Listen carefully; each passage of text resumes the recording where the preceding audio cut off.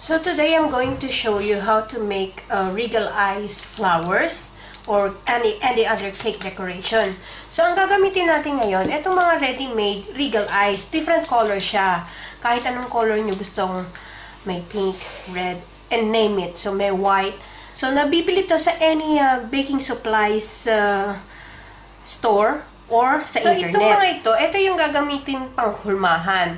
Etong tatluhan na ito, ginagamit sa rose, kung gagawa kayo ng rose petals. Ito naman, different sizes ng butterfly, leaves, and different sizes ng mini flowers. So, one by one, i-show ko sa inyo kung paano gagamitin ito. So, dito sa clean flat surface, mag-dust lang tayo ng konting corn flour or cornstarch. And then, yung ating Regal Eyes, ito, i-mold lang natin siya. So, kung halimbawa medyo matigas, i-warm up nyo lang sa microwave ng at least 10 seconds para maging pliable siya. So, ito, para lang tayo nagni-knead. So, malambot siya. Inilagay ko sa microwave ng 10 seconds. I mean, this one, hatiin ko lang. Gagawa lang ako ng maliliit na flowers. So, i-flatten lang natin. So, i-flatten lang muna natin ng hand. And then, using a small rolling pin, i-flatten lang natin siyang maigi. So, yung purpose ng corn flour, para hindi dumikit yung ating regal icing. So, flat lang natin. Pagka ganito na siya kanipis, yung citro na, nakikita nyo na, so, pwede na natin itong i-shape. Ito na yung ating na-flatten na Regal Eyes. So, ilagay lang natin yung ating cutter. Idiin nyo lang. And then, itong plunger. So, pindutin nyo lang yung plunger. Yan, to release. So, ito. Medyo flat yung ating flower. So, lagyan nyo lang ng konting tiklopin nyo lang paloob. So, para may korte yung ating flower. So, we will air dry this maybe for at least 2 hours para tumigas yung ating flower. So, gawa naman tayo ngayon ng butterfly. So, ito pa rin yung ating ni-roll na white royal icing.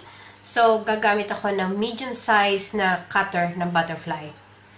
So, ganun din. Pareho lang. And then, yung plunger. Press nyo lang yung plunger. So, ayun. Make sure na ipipress nyo maigi para magkakaroon kayo ng indentation doon. So, kung tayo ng foil, itong malaking foil, tiniklop ko lang sa half.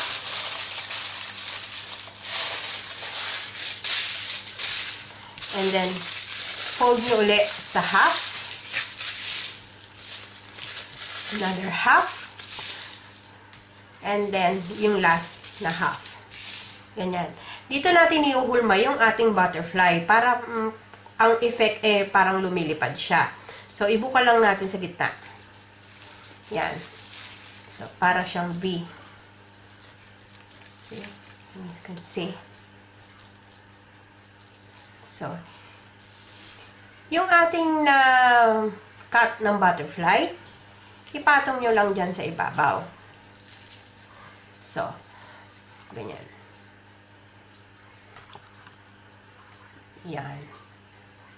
So, nasa gitna siya. So, para pag tumigas ito, yung itsura ng ating butterfly ay nakaganon.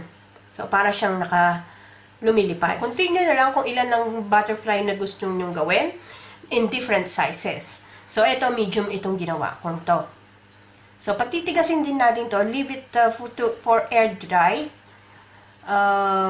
for 2 hours. Or depende kung gaano kakapal nyo nagawa yung inyong Regal Eyes. So, gawa naman tayo ngayon ng leaf. So, ito, microwave ko lang siya for 10 seconds para medyo lumambot, para mas madali siyang i-manage or maging pliable. Ibilugin lang natin. And then, naglagay na ako ng corn flour. So, i-flat lang natin siya using your palm. And then, kunin natin yung ating rolling pin.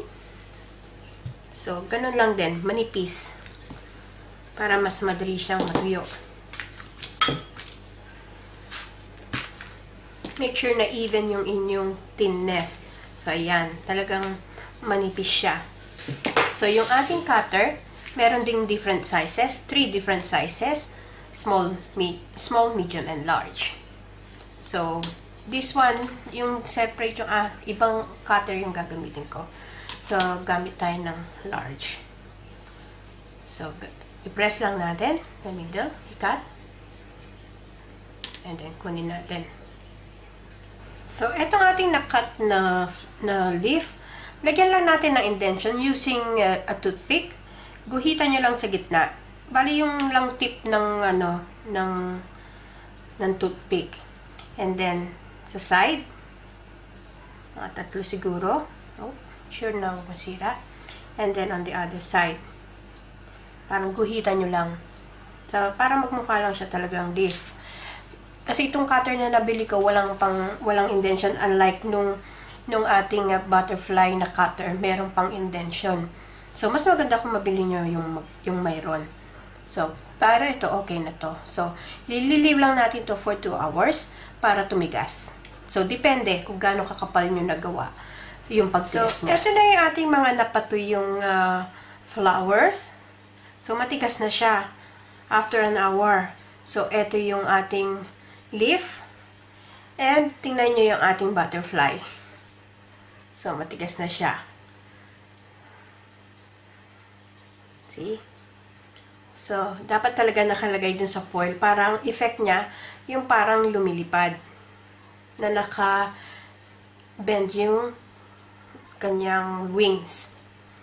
So, etong mga napatuyo natin ito, pwede lang natin siya ilagay sa isang airtight container.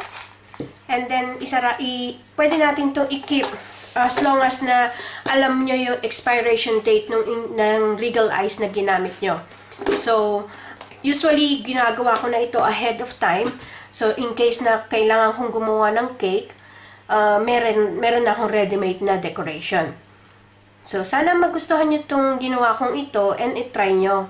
Sa susunod kong video, magkita-kita ulit tayo. Salamat! Bye!